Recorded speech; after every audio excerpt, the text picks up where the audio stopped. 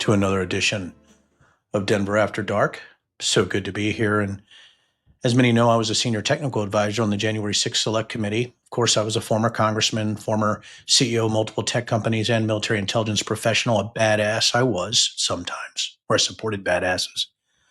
But something happened yesterday that's so in my wheelhouse, so right down the line on my expertise about disinformation, radicalism, QAnon, conspiracy theories, the credulous, the ignorant, those who believe they speak to the supernatural, those who believe they're UFO abductees, those who believe that Bigfoot is their spirit guide.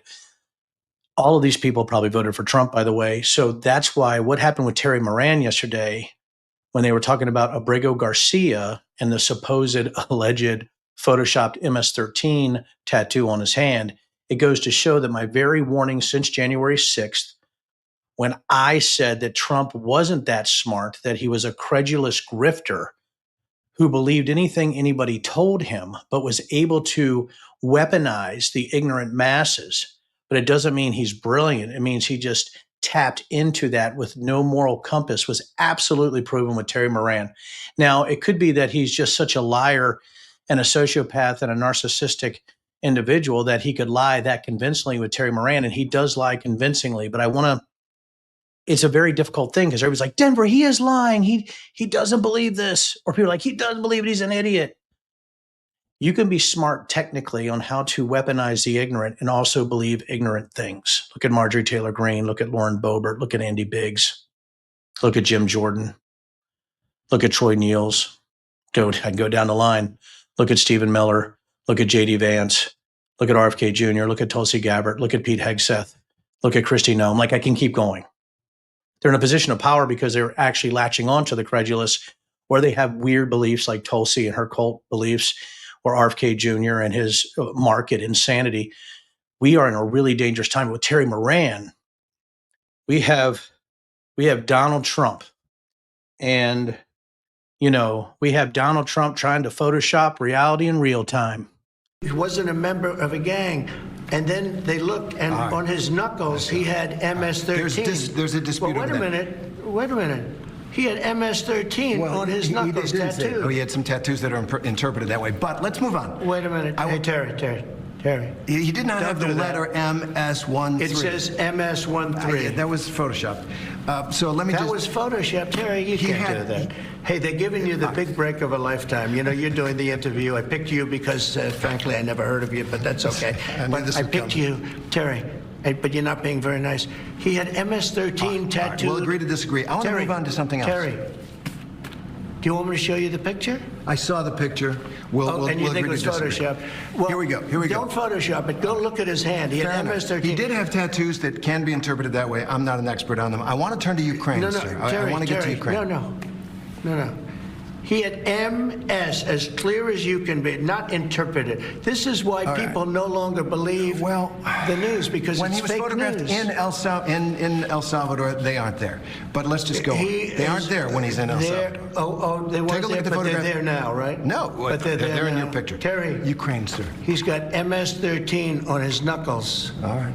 Okay? Well, we'll take a look at that. You do such a disservice. We'll take a look at that, Why don't you just say, yes, he does, and, go on to something else? It's contested. When he's talking about the supposed MS-13 tattoos on poor Abrego Garcia, who's deported to El Salvador after being found through countless years since 2019 that he could stay in the United States, shipped off without due process. And Donald Trump goes on a rant with Terry Moran about the veracity of the MS-13 crudely photoshopped knuckle sandwich that he presented on Twitter. Are you shitting me? You gotta be. You gotta be shitting me. YGBSM, baby. Because what we have right now is we have somebody who is deliberately, whether stupidity or whether on purpose or whether a mix of both, is radicalizing the public with lies, and that is the sitting president. He needs to be removed. 25th Amendment. Republicans need to stand up. Democrats need to call him out that this guy is insane. He needs to be put in a straitjacket, or he's such a narcissistic, psychological, and psychopathic liar that he needs to be also summarily taken out with the 25th Amendment. I don't even know how much further I need to go in this version of Denver After Dark. You need to watch that portion of the interview, and I bet a lot of people haven't. But if you watch the entire interview, which I can go into in a longer way, maybe another Denver After Dark, you can see the absolute insanity of it. And by the way, when he's losing the argument to Terry Moran, when Terry Moran has won, and I watched this, Terry Moran is trying to move on. The first thing that Donald Trump does when he loses is he insults because he's a fucking idiot. And he doesn't know how to argue. I want to debate him. It's at this point with me as a former congressman, somebody who would rather set myself on fire than run for office again, that I want to run for president of the United States because I want to be on that debate stage because I would absolutely dismember that guy intellectually. He could not hang with me. I am meaner. I am stronger. I am tougher. But you know what? There's a lot of people meaner, stronger, and tougher. The issue is they don't have this lack of a moral compass that he does. And he didn't have a rich daddy. They aren't pathological liars. They're not narcissists. They don't lie. They don't cheat. They don't steal like this guy does. And we need those bigger, faster, stronger, smarter people to get in the game. And now, listen, there's been so much that have happened. The thing with Terry Moran is, and I'm sorry I'm so angry. This is like me before a bar fight, right? Where you've tried and you've tried and you've tried to reason with the idiot that's had 8 beers, 1 whiskey shot, and a Zima. Fuck, I just hated myself. Right, that wants to fight.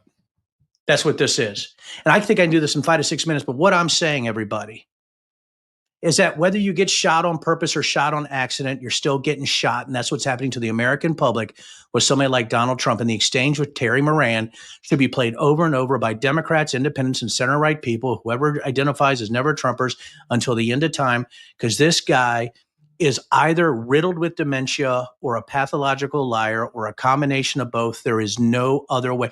This guy can't even tell a Photoshop, or he can. And by the way, who did it? What idiot was that stupid, that awful to do that kind of awful Photoshop? Had to be maybe Stephen Miller.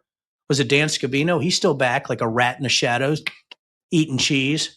Go back and look at Jack Nicholson in The Departed. This is what we're talking about here. So everybody, Denver After Dark, this is a quick hitting 1-2 punch, drag the person out of the bar because Donald Trump is gone. He is mentally gone. And if we don't see it, if we don't have Republicans to step up after the ridiculous interview, Terry Moran's a respected guy. I've interviewed with Terry. Terry, I'm sorry you had to be in the presence of somebody that ignorant or that much of a liar. That's all I have to say. It's going to get worse before it gets worse. But damn it, on the flip, we better be ready for the moral and the ethical to actually stand up. Thanks. That's Denver After Dark. You guys have a great night, and see you soon.